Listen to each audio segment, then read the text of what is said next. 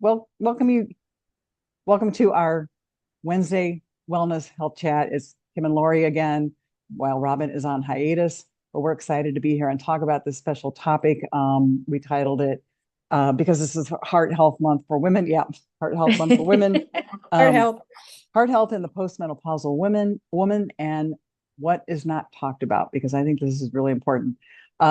Yes. Lori and I have been doing a lot of research into hormones and as they deplete, like what that does to us. And so one of the big ones is estrogen. And I am reading this book that I love, and I will put this in the comments. I recommend this to every woman. This is Estrogen Matters. It tells you why estrogen matters.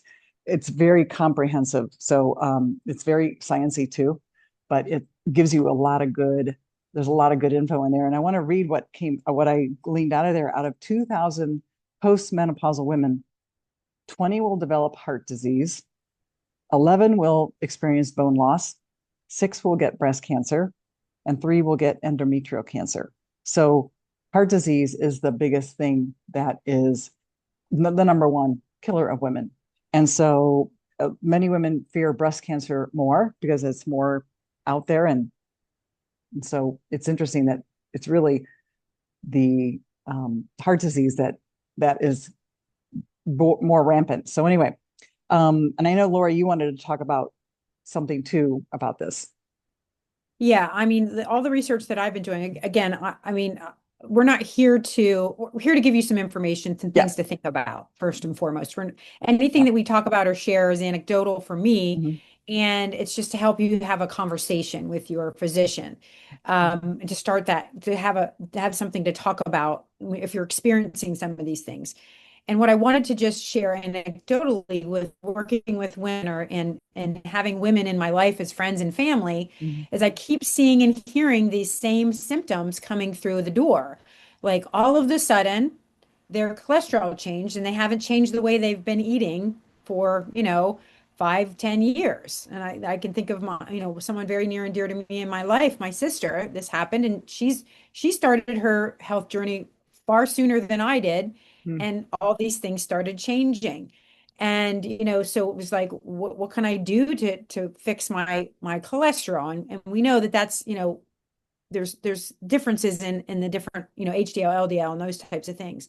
But what we're learning about estrogen is that it is a protective hormone of our heart, of all of the functions of our blood vessel walls. Mhm. It does affect when our estrogen is depleting, which it does, that LDL increases, our HDL, which is our good cholesterol, what they deemed our good, decreases, and our triglycerides can often increase. And that does affect our heart.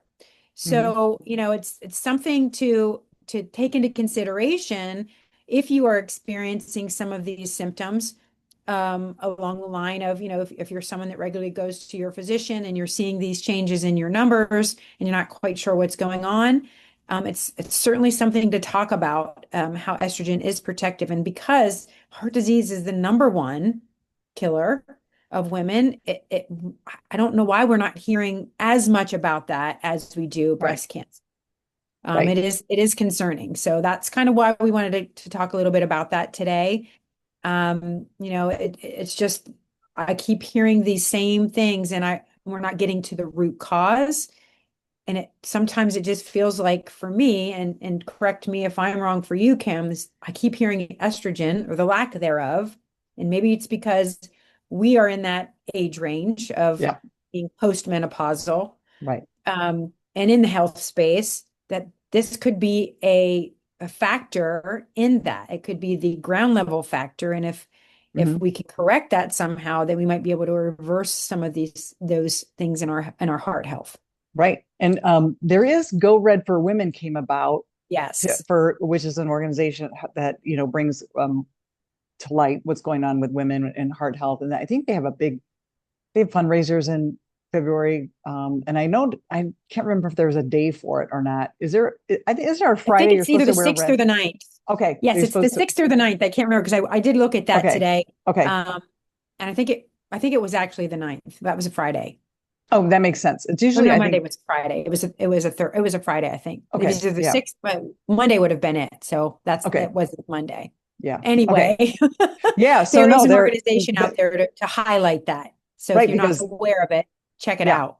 yeah, because they were talking about they wanted to highlight because breast cancer is so in the limelight, and so but heart health is really should be more so. So anyway, I think that's interesting. But Especially it's with that. And then I think you had mentioned, Kim, in our conversation about the lack of estrogen, something about mhm. with all cause mortality. I can't remember the Oh, right, right, exact right, thing right. you had So shared with what? that. So Yeah, what I was reading is that when you start bioidentical hormone replacement therapy, you reduce your risk of coronary event and also your risk of overall mortality decreases. I thought that was really interesting. So estrogen right, does a lot for us. right. And we, because of the Women's Health Initiative that came out, that study that came out in 2001 or two, that said, basically it was based on bad science, but it said that, hormone therapy kills women and causes breast cancer. I'm very much capsulizing that, but Mhm.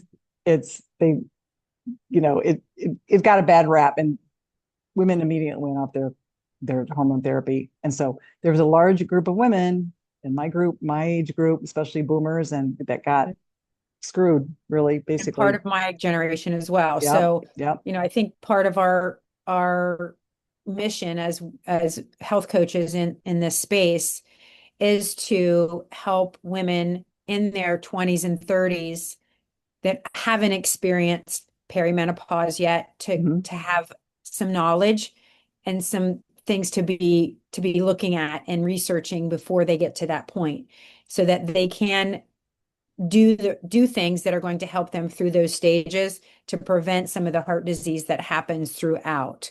We Yeah. also know as health coaches, there's other lifestyle things that can contribute to heart disease as well. Mhm. However, our focus we wanted to talk a little bit about today is just how can we, look at all the areas. And estrogen was one of those things that we found that's kind of been, sprinkled in all the literature and all the research right now that is very, they're being very vocal about it. And again, we're not here to tell you must, and it's not Right. for everyone, but you should have, I don't like to should people either, but you should have an open conversation with your physician. And if that physician isn't willing to have the Mhm. conversation, to try and find someone who is. It doesn't mean that it is going to be for you, but it's certainly something that you can do to help mitigate some of Yep. those symptoms of heart disease. Yeah. It's just a conversation to have. So, yeah, I hope this helps give you some a little bit of education and just maybe a kind of an epiphany that maybe something you could else that you can implement to help you live a healthy and long. It's about longevity and living well as well. So we hope this helped. And Lori, anything else you want to add? The only thing I'd like to add, and it's kind of, we've talked about it probably the last two times that we've been on here, is just Mhm. how can you help yourself? I mean, if estrogen isn't a thing for you or HRT isn't a thing for you, Mm, and you want yep. to make sure you have a good heart, going into that, what are some of the things that you can do in your Mhm. lifestyle to help you mitigate that? And, moving daily, moving more than you're sitting. That's an easy one. Yeah. It doesn't have to look like you're running a marathon daily. It's just truly getting up and moving more than you're sitting. Yep. It's being aware of what you're putting in your body Hmm. nutritionally, Yep. learning how to read labels. And Kim and I are really well versed in that. So certainly we're open to help you if you're interested in reaching out and just, I don't know what to look for. I get it. We Hmm. didn't either, and now we do, and we Yeah. avoid those things. And the big one we talked about was sleep. Mm. Yep. Sleep is a huge one. Sleep is like our brain bath at night. It helps not only with our brain, but everything. Your brain still work. I mean, your body's still working, but it goes on to a low level and of repair, basically. So that's when everything gets to repair and relax. And, we need that. Right. Yeah. So anyway, we hope Yeah, just you, small changes that you can make. yeah, yeah, Mhm. little changes lead to big results. Yes. Have a great rest of your day and live young and have fun. And we'll see you next week. Bye-bye. Bye. Thanks.